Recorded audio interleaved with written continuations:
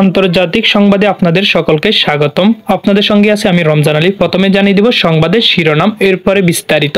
হাতে থাকা সর্বশেষ আপডেট। ফিলিস্তিনি রাষ্ট্র প্রতিষ্ঠা, জাতিসংঘের অধীনে সেনা পাঠাতে প্রস্তুত ইতালি।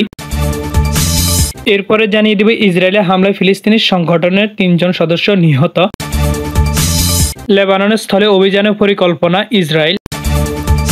পরে জানিয়ে দিব আপনাদেরকে নাসরুল্লাহর উত্তরসূরি নিয়োগের খবর গুজব বলছে হিজবুল্লাহ। সর্বশেষ জানিয়ে দিব ইসরায়েলি মন্ত্রিসভার নেতানিয়াহু সমালোচক। এতক্ষণ পর্যন্ত শুনলেন সংবাদের শিরোনাম, এখন বিস্তারিত।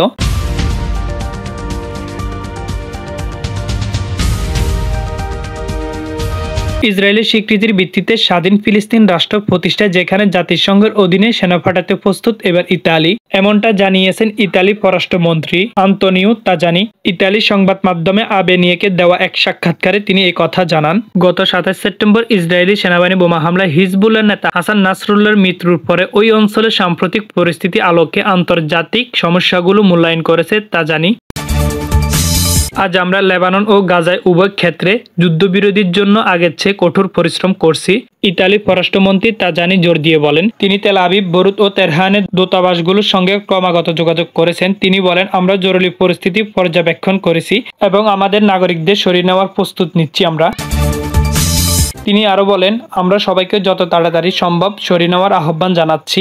আমরা উত্তেজনা কমাতে আমাদের কূটনীতিক প্রচেষ্টা চালিয়ে যাচ্ছি, পরিস্থিতি এখনো না জানুক। ইসরায়েলের হামলায় ফিলিস্তিনি সংগঠনের 3 জন সদস্য নিহত। লেবাননের বরুতে ফার্ম কেন্দ্রে ইসরায়েলের হামলা একটি ফিলিস্তিন সংগঠনের 3 জন সদস্য নিহত হয়েছে।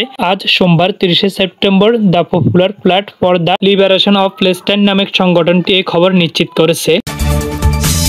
গত বছর গাজায় যুদ্ধ শুরু হওয়ার পর থেকে এটি বরুত শহরে প্রাণকেন্দ্র হওয়ার প্রথম ইসরায়েলি হামলা। এক বিবৃতিতে পিএলপি বলেছে, বরুতের কোলা এলাকায় ইসরায়েলি হামলায় তাদের সামরিক নিরাপত্তার প্রধান মোহাম্মদ আবদেল। লেবাননের নিরাপত্তা সূত্রে বলছে, দেশটির ইসলামিক সংগঠন জামায়াত ইসলামী সদস্য মালিকানাধীন একটি ভবনে ওই হামলা চালানো হয়। এই হামলায় 4 জন নিহত হয়েছে।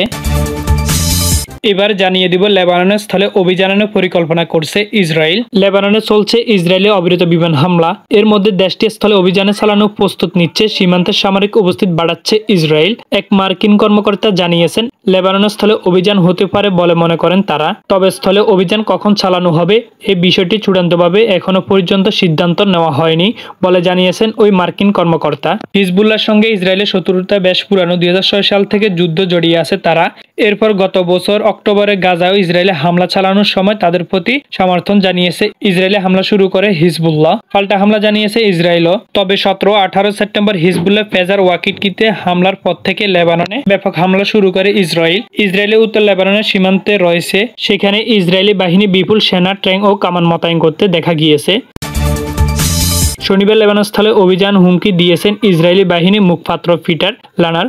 তিনি বলেছেন, স্থলে অভিযানে প্রস্তুতি নেওয়া হচ্ছে, তবে বিষয়টি এখনো পর্যন্ত বিবেচনা করা হয়নি। এবার জানিয়ে দিব নাসরুল্লাহর উত্তরসূরি নিয়োগের খবর গুজব বলছে হিজবুল্লাহ।